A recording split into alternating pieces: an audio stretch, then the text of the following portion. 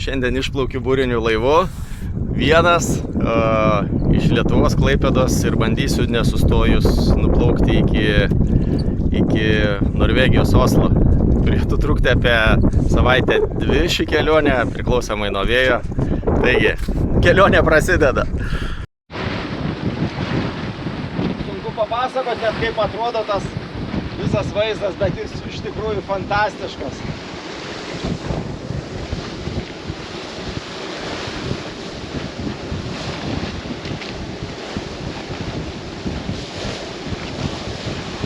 Vėjas toks stiprus, kad šakės dar bangų nespėjo suformuoti, tik prasidėjo, tai tas plaukimas yra toks 6-7 mazgai, labai smagu yra. Po to, kai banga suformuoja, nebe toks jau greitis yra, bet šiaip tai viskas pasaka. Kažko jūrligė nori pulti, reikia pavalgyti blemba, bet taip sunkiai išeina čia man įsikepti bulvių blemba. Kaip tik susiruošiau ir pakilo vėjas toks stiprus, tai aišku gerai viskas tvarkoj. Plaukti greitai galima, bet blemba valgyti kaip gaminti sunku. Vos pajudu visas. Eit beveik neišeina, bet kaip nors. Kepti blemba, reiks eiti į lauką. Ten dedasi tokie rimti dalykai.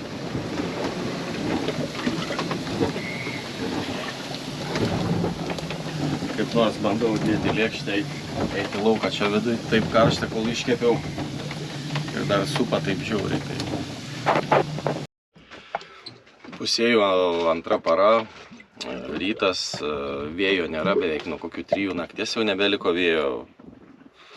Tai nieko nenuplaukiau per naktį, galim sakyti. Bandžiau naktį užkurti variklį, tai neužsikūrė akumuliatoriai, nusėdė, čia yra 3 akumuliatoriai, vienas skirtas užkūrimui, o 2 naudojimui daus elektrai, navigacijai ir taip toliau. Kad šito niekad nenaudoju užkūrimo akumuliatoriaus, kad jeigu reikalui prireikus ten paliktum kokią lemputę, kad jo neiškrautų. Užkūriau su laidais nuo kitų tų baterijų ir blemba gaunasi, jį pakrovimas neateina, į tuos 2 ateina, o į šitą ne, tai reiks paieškoti, kur čia kas ir saulės baterija nekrauna šito akumuliatoriaus. Per priekinį liuką bėga vanduo, ten gumytė tokia paskirtus yra, iš vidaus matosi tarpelis, tai kaip per geras bangas parai pritaškė čia viduj man. Tai kartais, kai toks oras, gerai yra tokius darbus pasidaryti, nes daug patogiau, o jeigu esu aš tvarkęs ten, ką nors, kai būna, pavyzdžiui, pompa vandens, va čia reikėjo pasilenkus, ten praktiškai vėmė ant tų visų detalių, nes greitai ta jūrligė pričiumpa galvą nuleidus ten giliai būnant ir jeigu labai supa, tai greitai ten prisidarai blectvos. O daugiau nieko, eisiu papusryčiausiu ir kipsiu į darbus. Tikėkimės, po to gal vėjas pakils. O jeigu ne, nu, gerai ir taip, čia turiu pilną visokių niekučių pasitvarkyti čia. Na va, liuką sutvarkiau, ten tą gumelę greitai, viskas ten pasikeitė. Blemba generatorių patikrinau, gaunasi išardžiau čia prie variklio prieimą. Atsidariau tokį, neveikia generatorius, ten 1 voltų tik gamina. Dabar sujungiau boosterį, kad krautų nuo saulės baterijos, kad pilnumui užkrautų ir kad nuo saulės baterijos prikrautus užkūrimo akumuliatorių. Baisau čia nieko nėra, čia turiu tos, kaip sakant, elektros atsargos nemažai, svarbu, kad saulės baterija ir visokius darbelius, tokius mažus čia darinėjų, vis dar nėra vėjo, bet silpnas jisai va iki 2 mazgų gaunasi, bet daugmaž pagal kursą. Tai nėra taip blogai. Visai vėjas nurimo per šiandien, ne per šiandien, antra para, tai antrą parą 50 jūrmilių įvariau. Tai taip, ne kažką visai. Dabar visai nurimo vėjas, tai visiškai tylu, tai stovi praktiškai ant vietos ten. Gal kokį pusę kilometro per valandą vos judi ir viskas. Tai variklio nejungsiu, taip dar pabūsiu, pažiūrėsiu, palauksiu, ten matosi, va, kaip pavyzdžiui, va, ten toliau yra kažkokių debesų, tai kuo ten tie tamsesni, tuo daugiau šansų, kad kažką gero ten atneš. galėtų net visai stipriai pavaryti gaunas su škvalais, negu taip, tai labai nuobodu, tai atrodo taip gal kokį pusę dienos, bet kai reikia beveik visą parą, tai tikrai nesmagu. Autopilotas pypsi, jisai nesupranta. Gaunasi, kai vėjo nėra pastovaus kažkokio greičio krypties judėjimo ir jisai, kai jau va, nebesupranta, kas yra, atsijungia, pradeda pipsėti. Nu ką,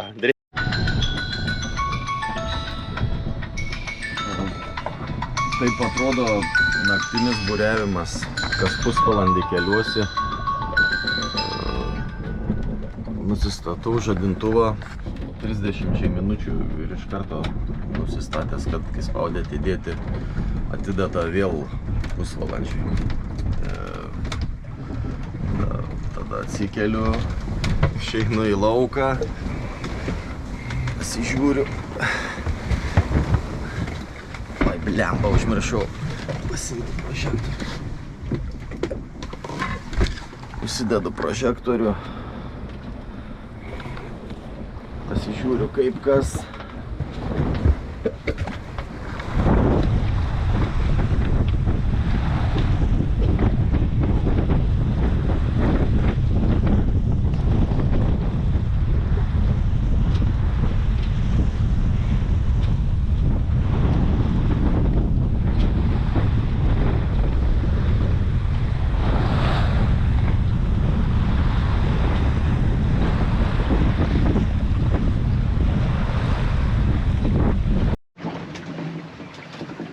Trečios dienos rytas, visą naktį taip neblogai vėjas pakilo, tai smagiai 5-6 mazgai, greitis, aišku, truputį miegoti jau sunkiau, bet jau geriau taip, negu visai per štilį ten gulėti ir jauti, kad visai mylios neina. Tai dabar papusryčiausiu, mėgstu ten košę tokią avižinę.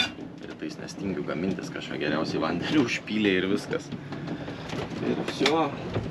Ir kažką reikės bandyti paveikti, yra tokių smulkių darbelių, įdomu, kiek čia tas vėjas toks palankus laikysis. Bus matyti.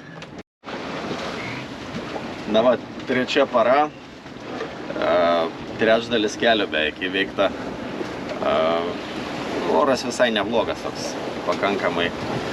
Vėjas stiprokas, tik tais nepalankiai, jisai man pučia, aš visą laiką turiu zigzagais varyti, va čia, jeigu matosi, kur man kursas, kur dabar, po to vėl į viršų kilisiu, vienu žodžiu. Bangos tokios, varginančios gaunas. Daugiau tai viskas kaip ir gerai, saulės baterijos užkrovė akumuliatorius, viskas čikiai.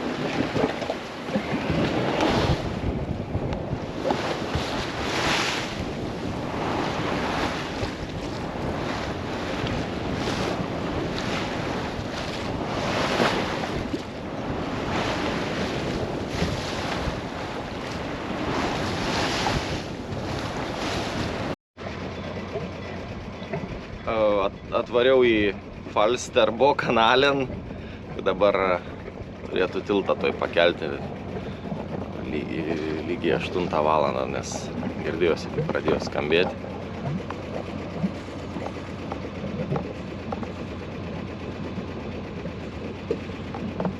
Laivų jau laukia susirinkę, kad praplaukti. Visai gerai, smagu prasilenkti su kolegom, pasimojuoti.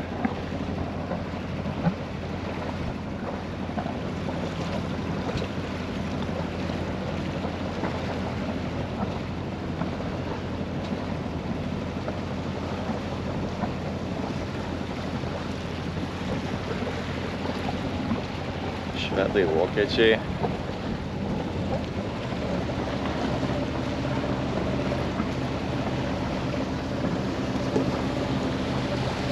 Vėl švedai.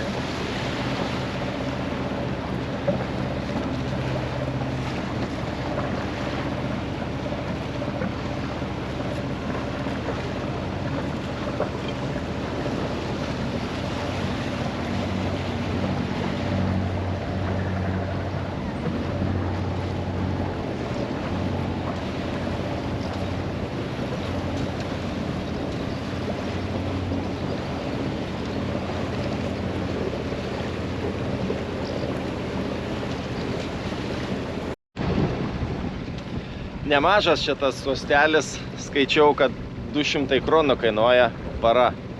Tai kiek čia, 15, kokie 16 eurų gaunas.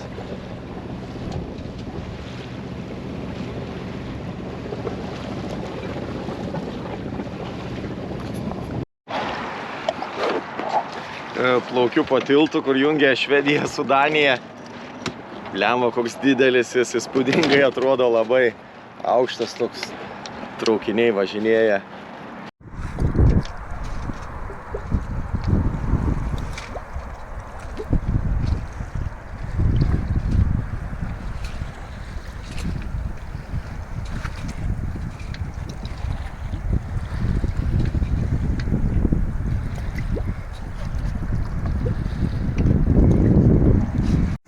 Turbūt pats geriausias pavadinimas, kokia esu matęs laivo.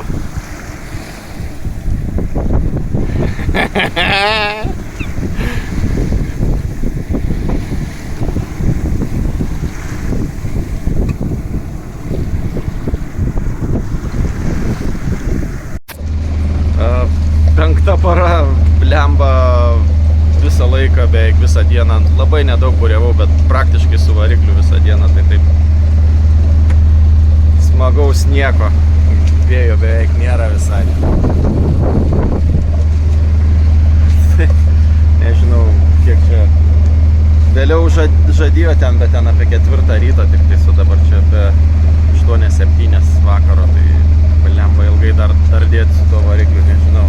O jei iš visi išjungus, tai čia dreifuoji pučia atgal. Ne kažką. Gerai žmonės gyvena ant kalno.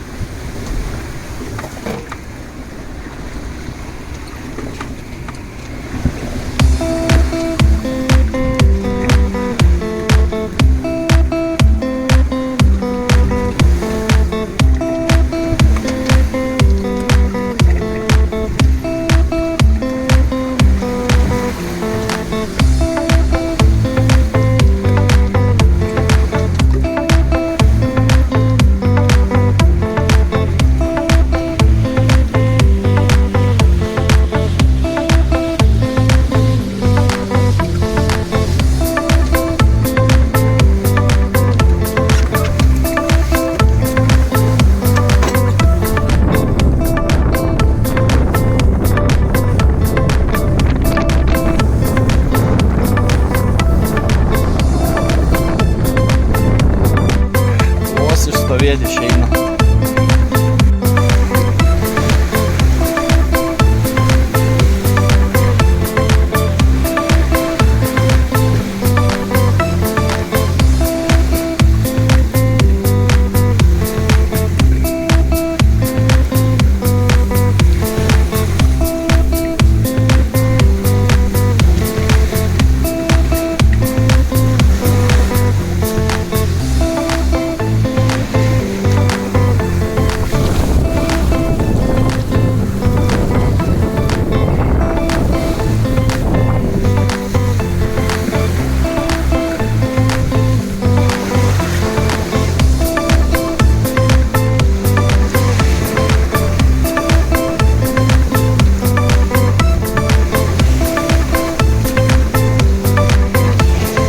Septinta para, pirmą kartą per visą laiką vėjas pučia labai gerai ir palei kursą išeina plaukti, nieko nereikia laviruoti, zigzaguoti, nieko iš viso ir 6-7 net mazgai greitis, pasaka kažkaip visą dieną taip.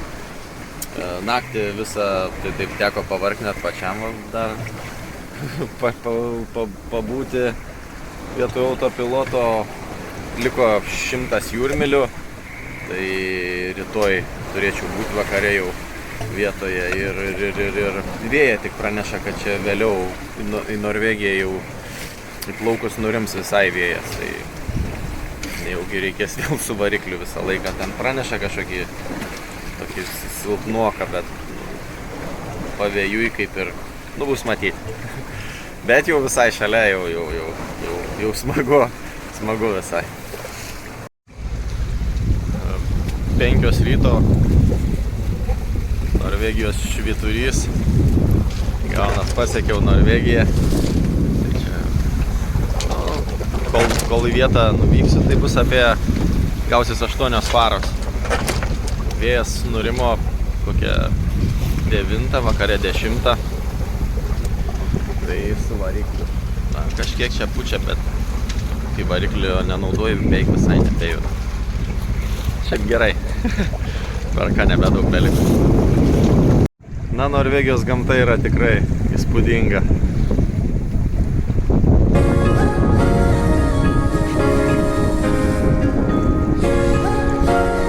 Kaip gražiuose vietose, kokiuose gyvena žmonės.